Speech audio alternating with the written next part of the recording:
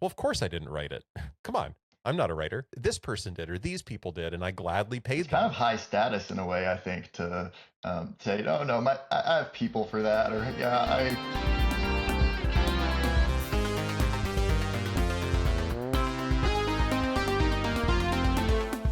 Howdy. Hello, hello. So I dressed for the occasion. I'm wearing my Disney Haunted Mansion hat and shirt. It's subtle. I love that. I don't know if you're into all the Disney stuff, but I figured it would be appropriate. You know, ghostwriting, Haunted Mansion. There you go. That's a ghost will follow you We, home. Halloween is our favorite holiday over here. We take it very seriously. I imagine you do. Yep. Yep. Very on brand. Yeah, it's kind of fun. Thank you for joining us. I guess my first big question here is, what does ghostwriting mean today? And how has that changed over time? Like, what are its origins, and what does that mean in the modern day? I think that ghostwriting used to be kind of this really mysterious thing that was really behind the scenes and wasn't. You didn't want people to know if you were working with a ghostwriter. It was kind of hidden. But there's Mhm. really been a shift in the industry. It's becoming a lot more okay to tell people that you worked with a ghostwriter, and I think ghostwriters are seen a lot more as like a collaborator today. It's someone who kind of helps you to develop the content. There's been some big like famous ghostwriters recently, like that are coming public with projects that they've worked on, like Prince Harry's book, and his ghostwriter kind of has been speaking about working on this book with Prince Harry and kind of writing articles about that, and a number of these kind of high profile people that are being a lot more open now about the fact that they work with ghostwriters, which I think is kind of normalizing the fact that a lot of people work with ghostwriters, and it just has been kind of something that's been sort of taboo or not talked about in the past. But I think that today more and more people are talking about it, and it's not such a shameful thing to admit that you work with a ghostwriter. Kind of it's kind of cool actually. Or yeah, oh, yeah, of course I don't have time to write my whole book. Or a lot of people that we work with are really successful kind of in whatever their field is, and they have this understanding that why would I try to do something that I'm not an expert in? I, I'm going to use my time for the things that I'm really good at and hire somebody to do the things that I'm not super good at, rather than trying to build up this whole level of expertise. Huh. Because creating content on any kind of a different medium is a whole learning curve, whether you're trying to make videos for YouTube or trying to write a blog and understand how SEO works, or whether you're trying to, what we do is write books, and how do you structure a book? How do you figure out where it's going to fit in the market, and look at other titles that are out there and figure out how to kind of position your ideas in the right way so that it's going to resonate? How do you approach publishers and pitch something to publishers in the right way where they're going to kind of resonate with it?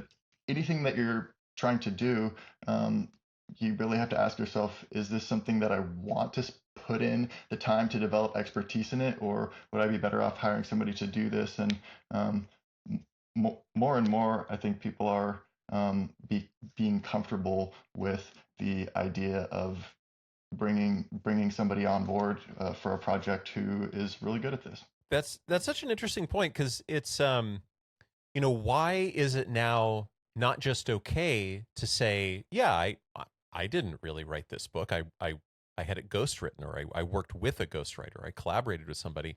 It sounds like you're saying it's because, one, it's often people saying, well, I don't really have time to do this. I'm too busy being successful in these other areas. So of course and it's almost like a badge of honor to say, I don't have time to write a book. Are you nuts? Like, of course I have to hire a ghostwriter.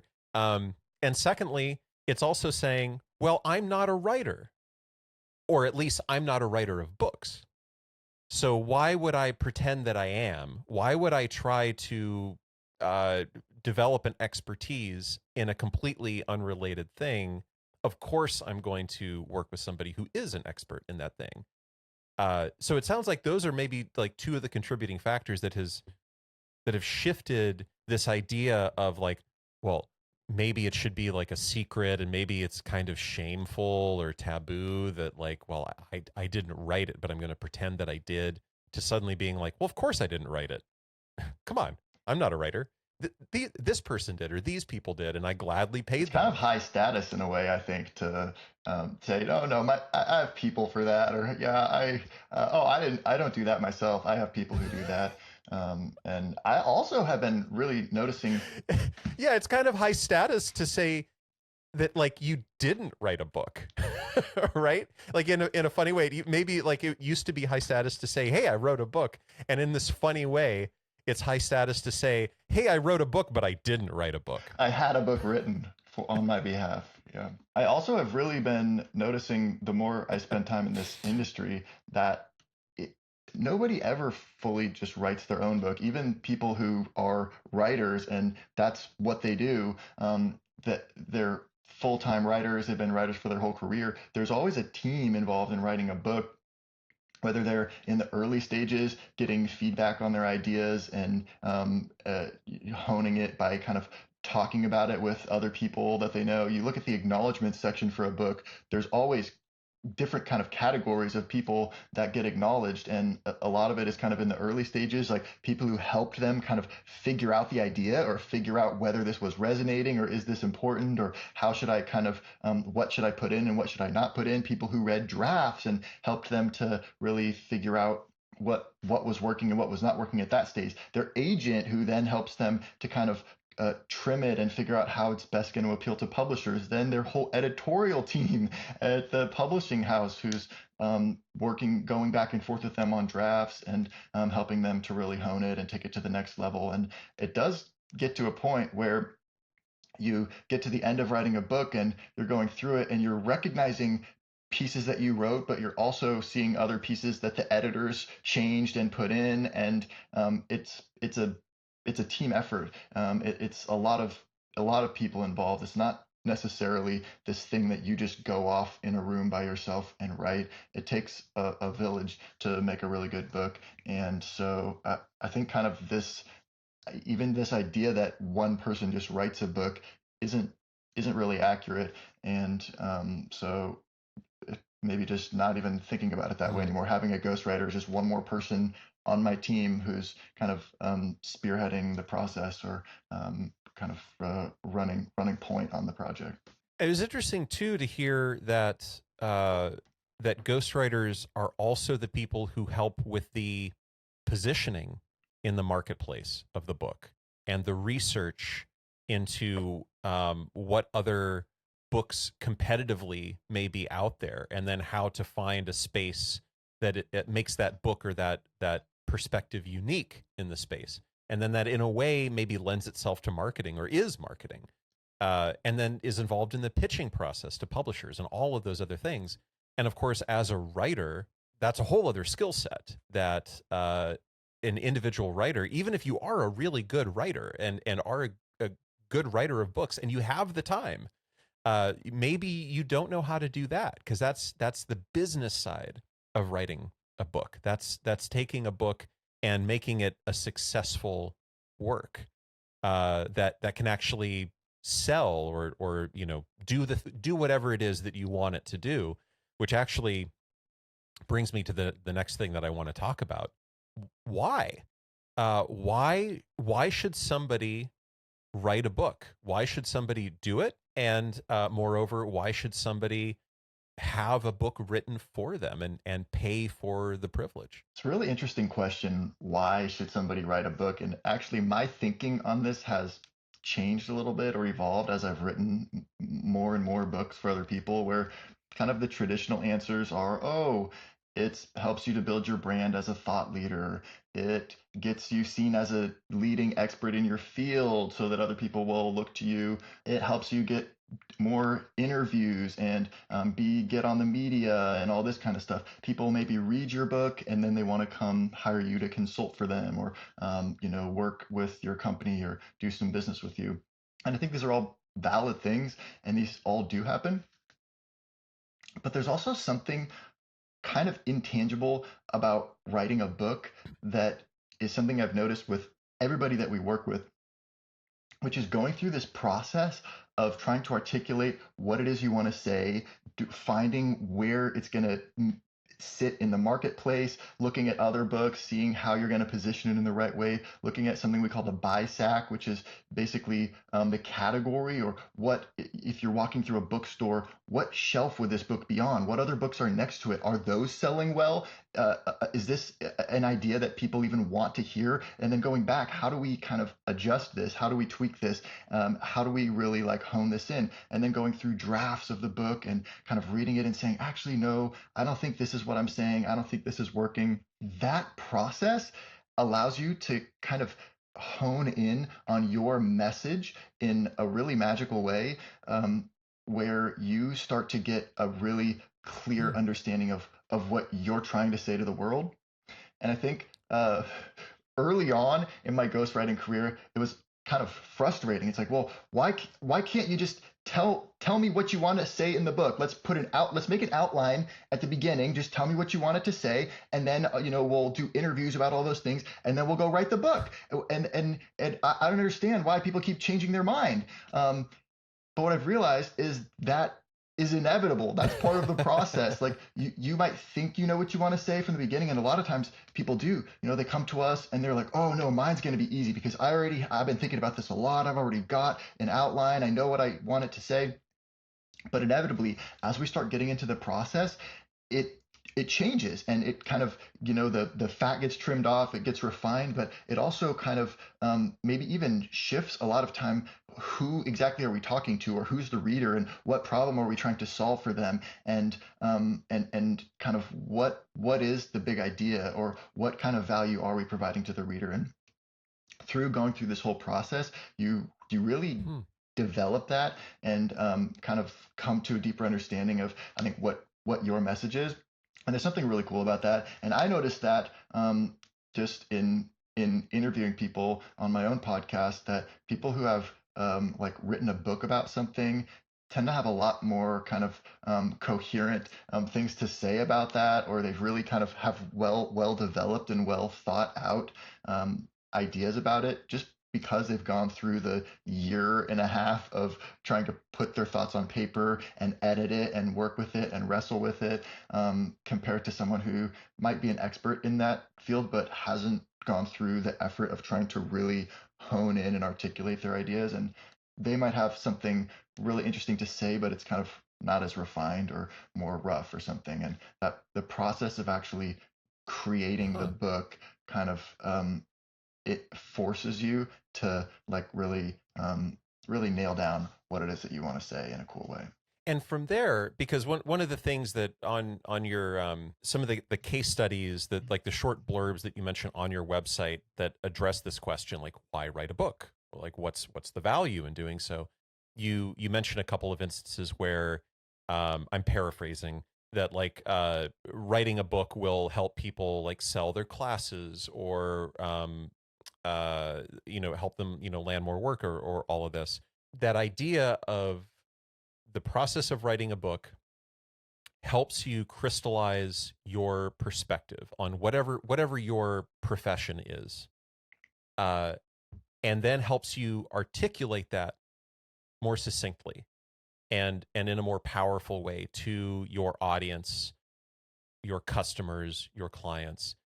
That can then lead to speaking engagements and other forms of publicity, other content channels and venues.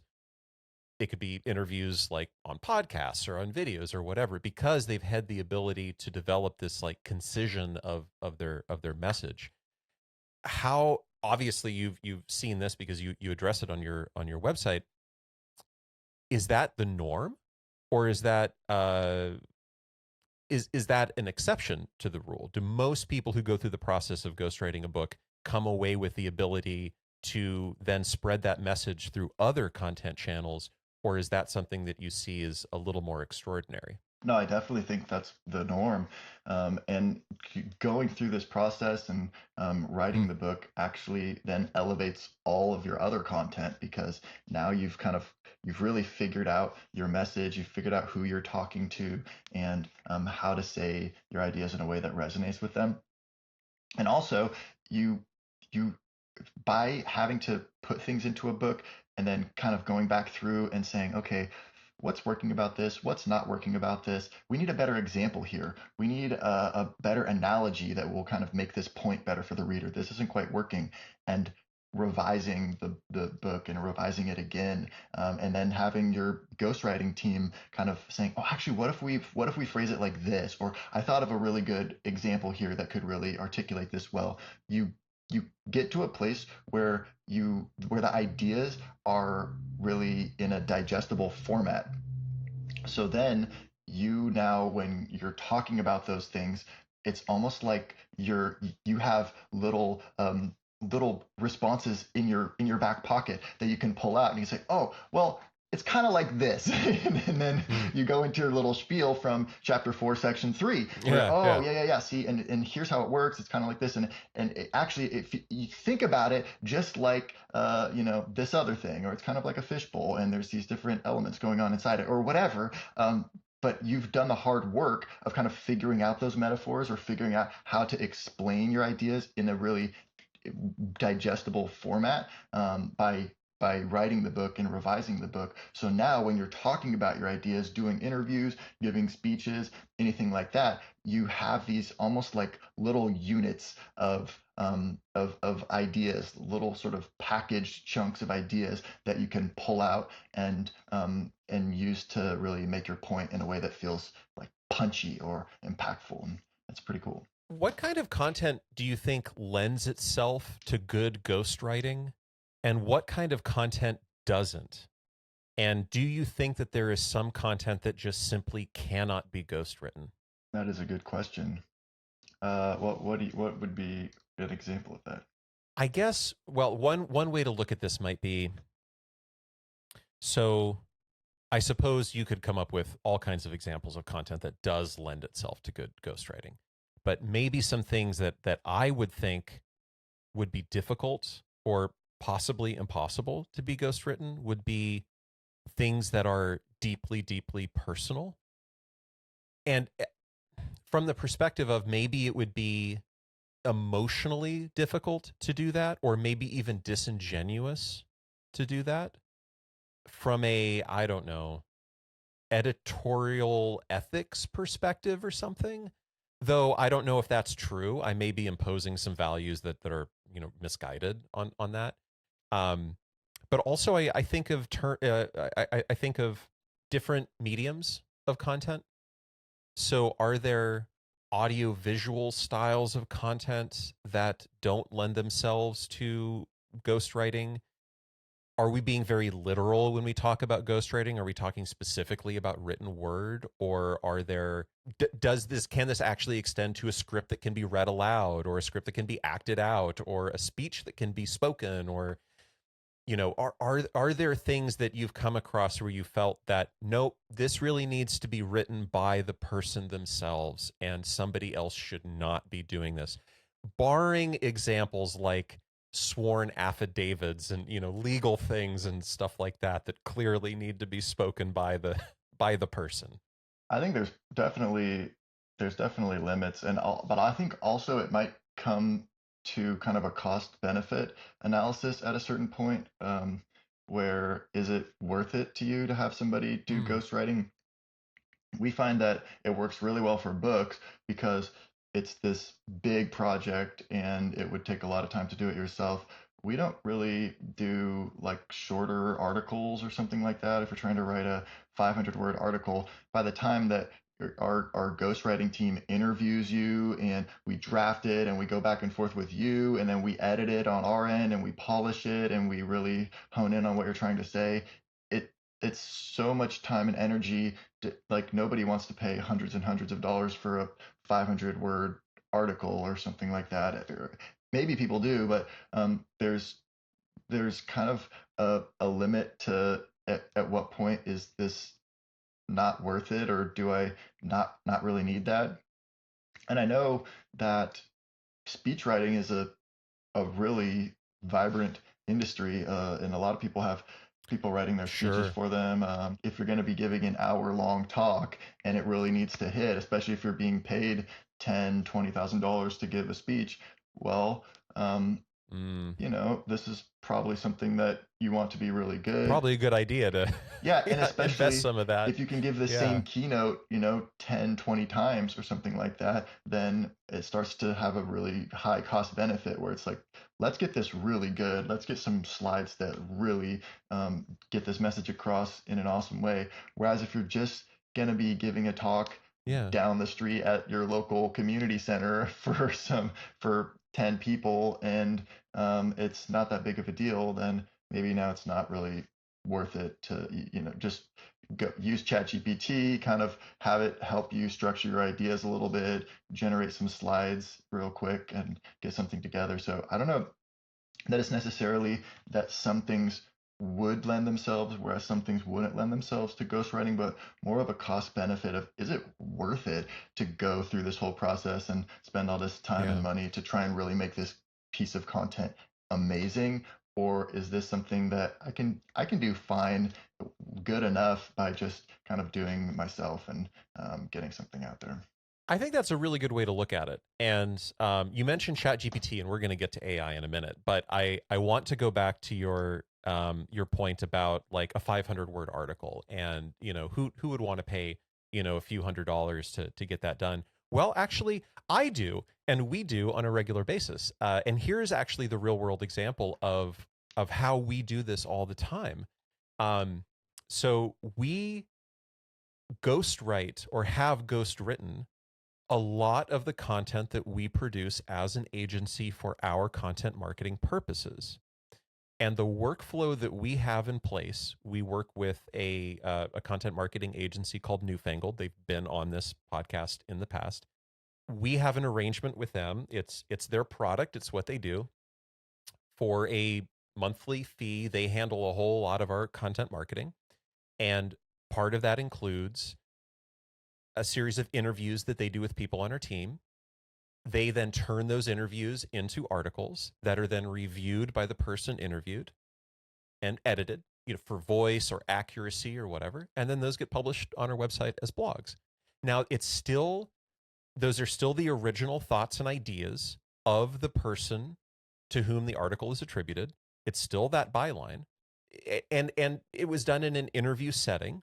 So it's not as though somebody is creating this article out of whole cloth and then slapping somebody's name on it. That's definitely not what's happening. And it is reviewed before it goes out the door by the person whose name is put on the article. So they are absolutely involved in it. It's a highly collaborative process with multiple touch points along the way. So why do we do it like that? Well, we do it that way because otherwise it would never get done. The problem that we have run into over and over again within our agency is, even though everybody on our team has the best of intentions to produce content because they know that content marketing is not only the most effective, but it's also the most cost-effective way to bring in new work to our agency, and everybody wants to do it, and it helps their own personal brand to do it, it's really hard to find the time because client work will always come first.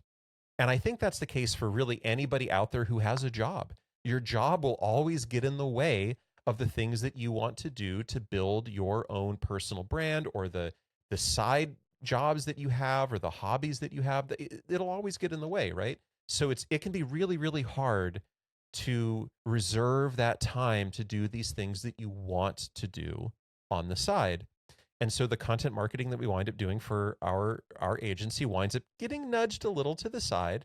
So a blog post that might take a developer 4 to 8 hours to write instead can involve an hour to an hour and a half of their time and very little writing, but instead a lot of speaking about the topic in an interview setting.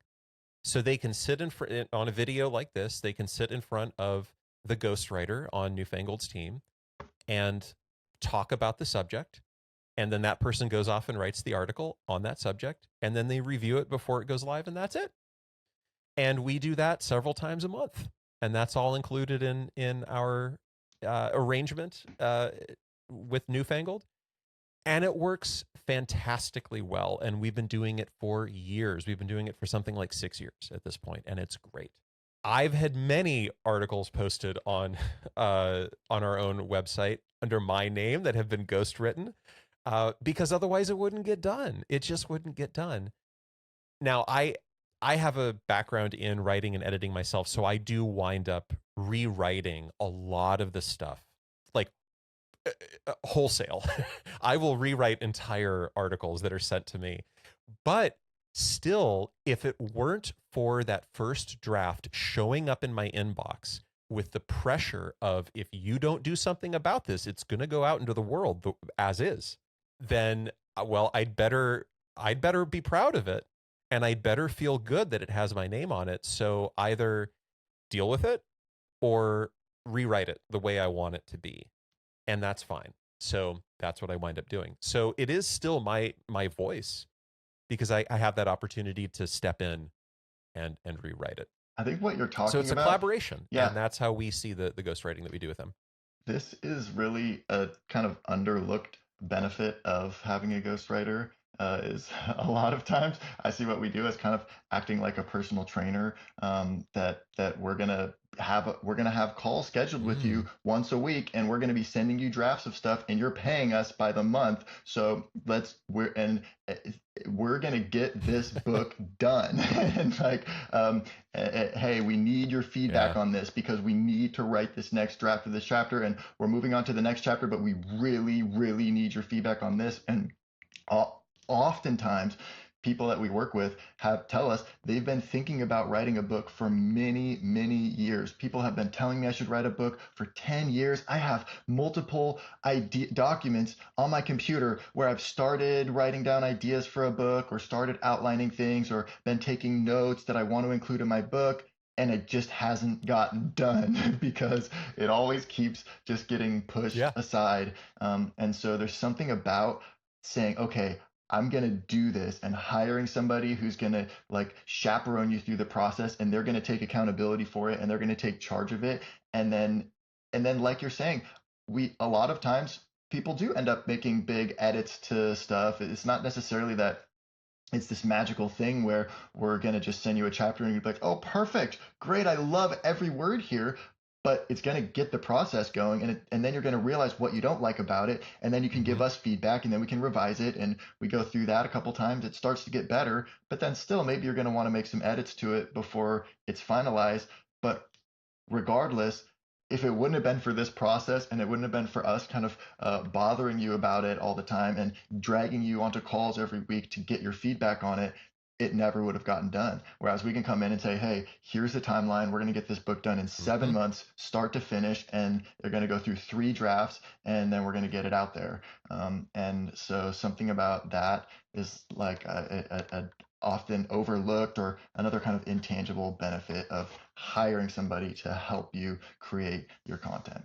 I've experienced that, and it absolutely works.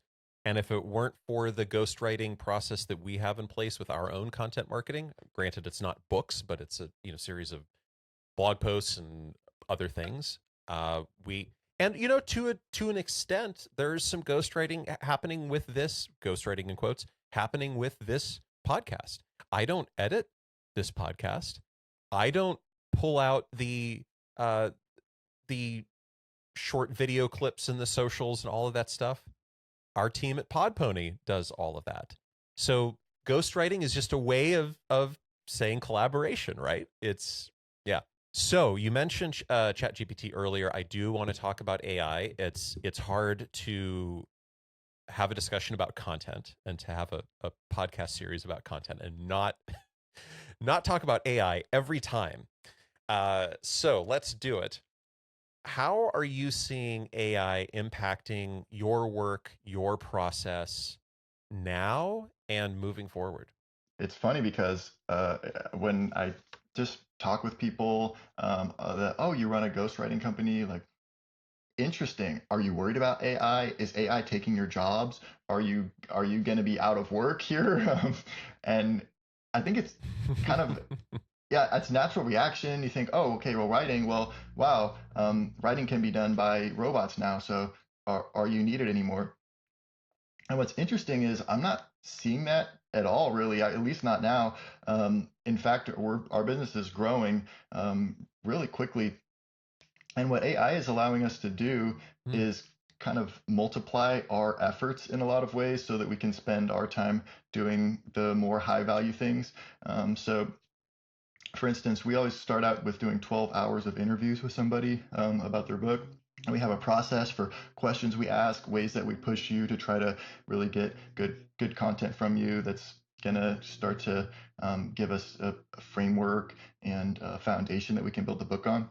And it used to take 30 hours to then take those interview recordings, go back through all of those, listen back through them, start making notes, start putting those things Oh into an yeah. outline. Where could this go? Where could this go? How should we set this up? And now it can be done in 30 minutes. We take the transcripts from all the interviews, we feed it into different models and go back and forth with it. Hey, can we go through all of these? We're trying to develop an outline for a book. Here's sort of our framework. We feed it different frameworks that we've developed on how to structure chapters, how we should structure stories. Here's what we're looking for. Here's examples from previous projects. Can you now help us develop an outline for this? And we get some amazing outlines. Then you can go back and forth with it and say, Hmm. okay, here's our feedback. Then we can take that and kick it over to the client and have a discussion with them about their feedback on it. Hey, what do you think about this outline? Where is it not working? Where is it working? What should be different? And we can transcribe that and we can kick that back into AI and say, okay, here's the original outline. Here's all the original interviews. Now here's a new call we just had with the client discussing their feedback on this outline. Let's revise it. Where should we go from here? So now instead of going and spending 5-10 hours going back through that feedback call and revising the outline, we can implement their feedback a lot faster, generate a new version of the outline, and then we can spend our time really going through that and providing our own feedback. No, this isn't quite right. Here's what would make it better. And then spending our time talking to the Mm. client, talking to each other, having internal calls, recording those, discussing our ideas on it, and sending that back into AI to have it kind of redo. So I'm seeing a lot of in those kind of ways, or generating, first drafts of a chapter, and then we can something that used to be kind of this blank page problem where kind of the one of the biggest hurdles to get over is just getting a first draft of something, or getting to the point where you have something that you can start editing and start digging your teeth into, because what we find, even when we're fully manually writing something, the first draft is never what you end up with. Sometimes you completely end up revising the first draft, or you spend all this time on the first draft of the chapter and then you discuss it with the client and it's like, okay, I see what you're doing, but that's not really what I'm trying to say. What I'm trying to say is this, and I don't like this example that you're using, and this isn't Mm. quite right. And that's all great, and it's part of the process. But if you spent 15 hours writing the chapter, then now you feel kind of attached to it, and you're like, oh, are you sure you don't like that? Call, can we make it work? Kind of. Maybe there's something. Maybe we could just adjust it. Like, but if you just generated the thing with AI, Yeah. you're not that attached to it, and you're like, oh, this is just a first draft, whatever. And then you can let yourself get more creative and let yourself kind of poke holes in it more, or be more critical along with the client. Say, Mm. you're right, that's not working. Let's get rid of that. We'll put a whole new thing in there. Let's just totally change the focus of the chapter. I like that idea, and so that kind of it frees you up to not feel so attached to what you're what you're working on, and it lets you spend a lot of your time in that critical space of kind of saying, Interesting. what's not working about this, what would make this better. And I've started like printing out entire drafts of books, and I'll just spend my time just reading through it and making detailed notes on every section, on overall notes on what's wrong with this book, how what's not working here, how can we make this better, how can we take this to the next level. And then I don't have to actually go and spend a week going through the whole manuscript and making all those edits myself. I can then kick that feedback into an AI model and have it make spit out a revised version for me. And then now we can then go and spend more of our time saying, okay, what would make this better?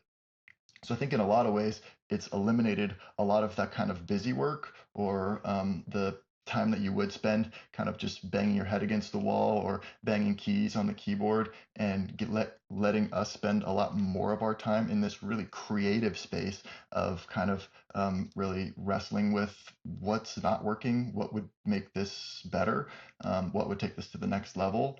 And it's kind of just raised the floor um, on content in general across the board, where it at least can get you to a certain point of pretty good a lot faster and with a lot less work. So then now the now the difference becomes, okay, well, if everybody can get to here pretty easily, now what it's going to take to stand out or to have your book really resonate or to have your book be better than everybody else's is that extra, that kind of next level. And so we get to spend our time and energy kind of Yeah. cracking that.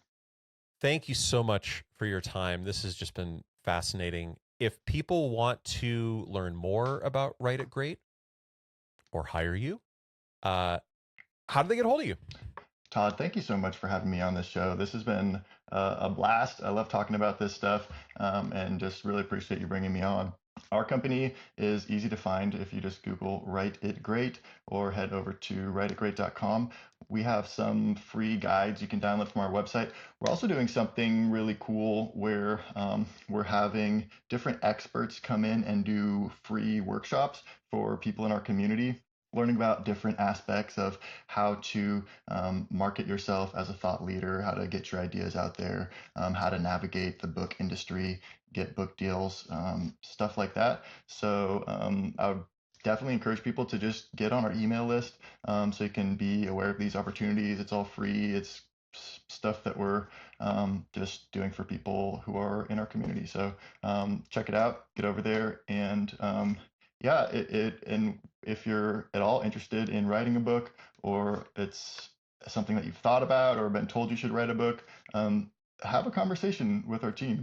We'd love to just talk with you and just chat and just see. We'll give you honest feedback on if it seems like there's really something there, or if maybe this is not a good concept or not a good idea, or it's not going to find a place in the market, or something like that. So we'd love to hear from you. Thank you so much. My pleasure.